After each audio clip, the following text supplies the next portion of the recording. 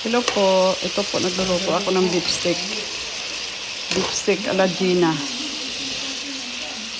Ayan po, beef steak ala Gina. Ayan po ah.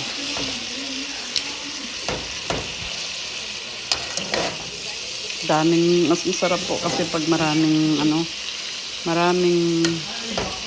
maraming sibuyas. Mas masarap.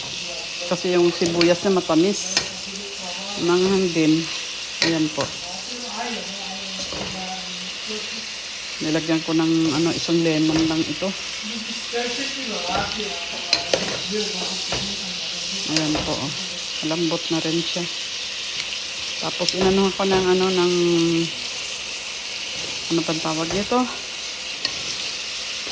Pero tinanggal ko na yung para mabango siya. Yung lemongrass. Ayan may natira pa.